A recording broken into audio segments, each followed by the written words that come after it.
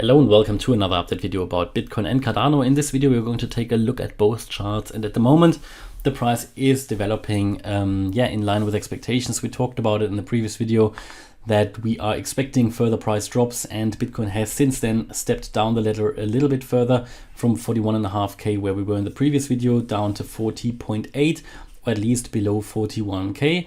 And that is significant because with doing that, it went below a important support level. And we're going to take a look at that and also have a very interesting pattern for you here that I want to show you in this video. So let's take a look at Bitcoin.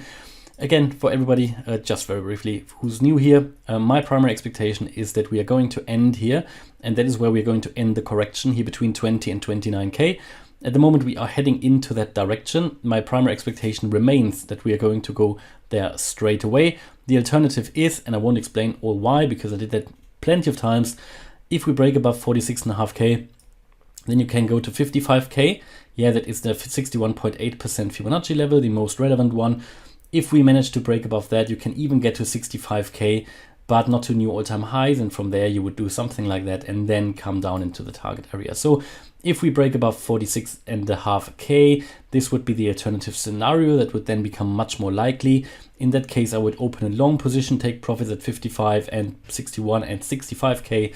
But until then, my expectation is and has been throughout the last few weeks, despite this strong move to the upside, which by the way was expected, that we are still going to move down further.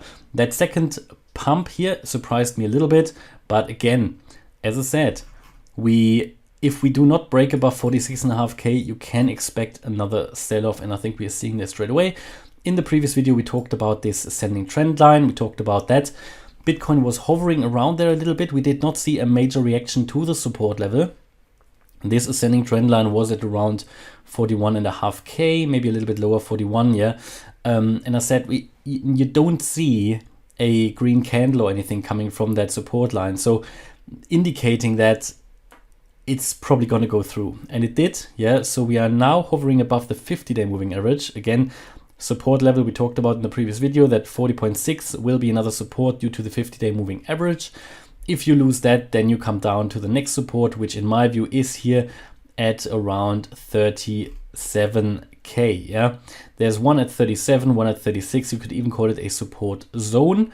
So there's lots of support along the way, but in my view, because we are currently moving down here, and if we break above this previous high here, yeah, at 40 point, that previous high just below the 50-day moving average is at 40.5.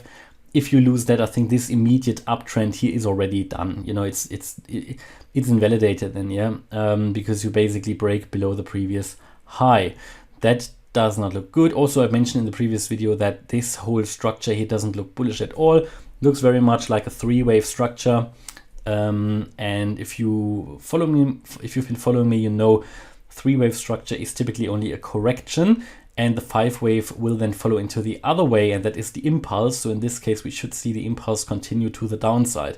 All of that in line with my expectations at the moment. Of course, nothing confirmed here. The way how the price is coming down here, it just doesn't look bullish. It looks very impulsive again. We talked about the indicators already in the previous videos, that already on the 8-hour chart, you saw these now going bearish.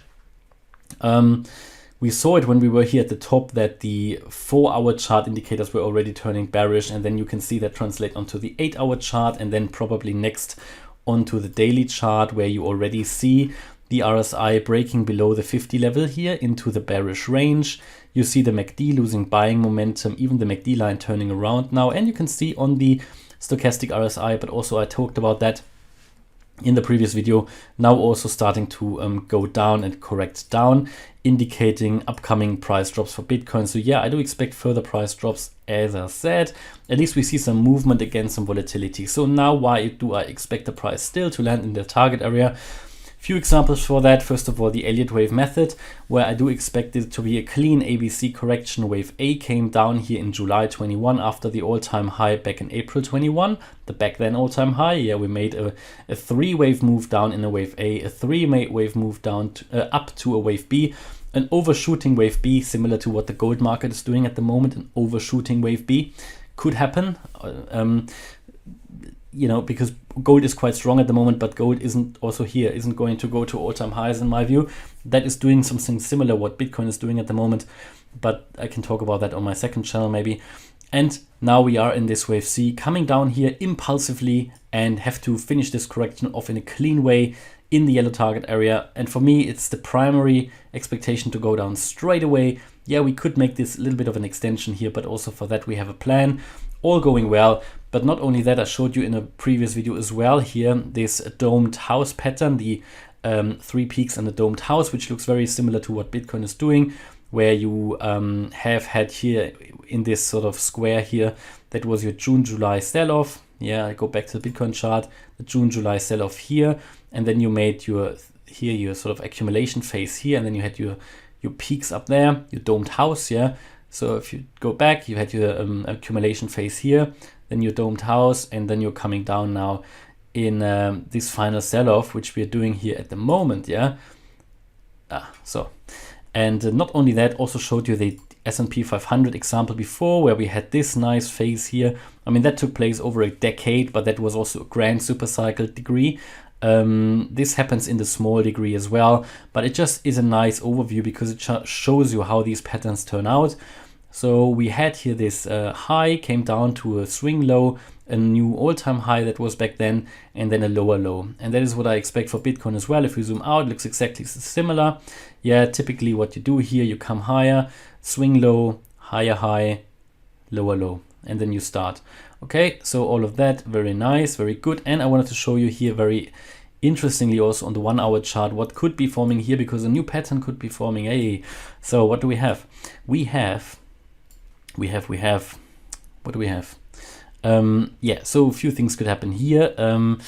If Bitcoin is coming down lower, yeah, so we talked about the potential that what could be forming here out of this could become an inverse head and shoulder. So first of all, but I don't think that's very realistic anymore because we have come down too far now. Yeah, we talked about that potential of an inverse head and shoulders. Now I think that isn't validated. It's not quite invalidated yet, but it's getting less likely as we drop further.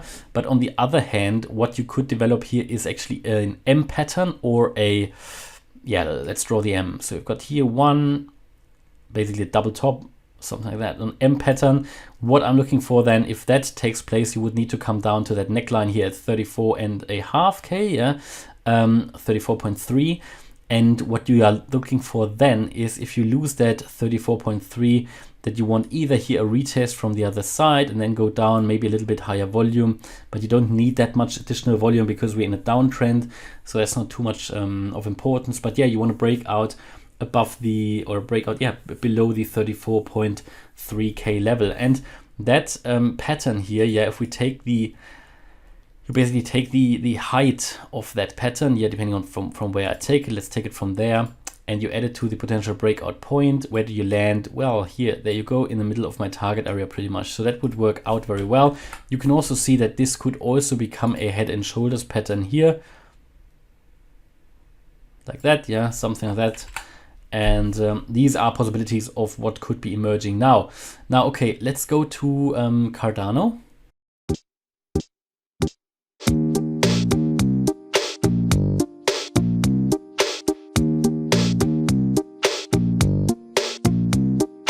Oh, sorry, wrong. That was the wrong chart. All right, this is Cardano. By the way, of course, that was a joke. And for every hater, yeah, who actually likes Cardano, I do like Cardano as well. Yeah, it's my biggest holding. But to be honest, it is just doing nothing at the moment. It's just been moving sideways. But again, nothing to worry about. It's gonna get its time, and yeah, it's just more of a slow mover really at the moment. So it's at 87 cents really, has dropped as expected below 92 cents. When it came down, it has come down to nearly 85 cents. That swing low here is holding at the moment a little bit higher. Actually, it's holding at around 86 cents at the moment. I would say that's probably going to lose that as well. I mean, even here we could form something like a head and shoulders pattern, yeah, where you had a high here and make another lower high, and then you could break that as well. Have potentially here that sort of neckline here around the 86 cent level, right? So if you lose that, then again you're probably going to go down to that 75 cent level, that previous low overall. Nothing really else to say about Cardano. Unfortunately, but what can I say, right? It's moving sideways at the moment. It's broken support. Next support will be 75 cents. Yeah, it's still holding above that descending wedge here, but that could still take it down to my target area here between 30 and 55 cents. So sorry, can't really tell more about Cardano at the moment. It will get more exciting in the future. I can pretty much promise that to you.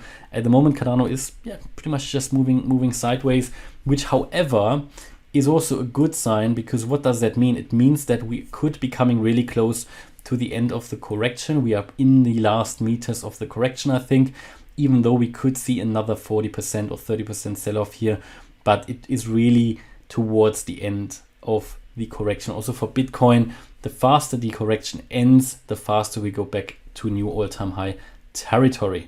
And that's my view here on Bitcoin and Cardano. Hopefully you liked the update. If you did, please smash the like button and subscribe. And if you really like the content, then check out the channel membership. There's a lot of additional content there for everybody who likes it.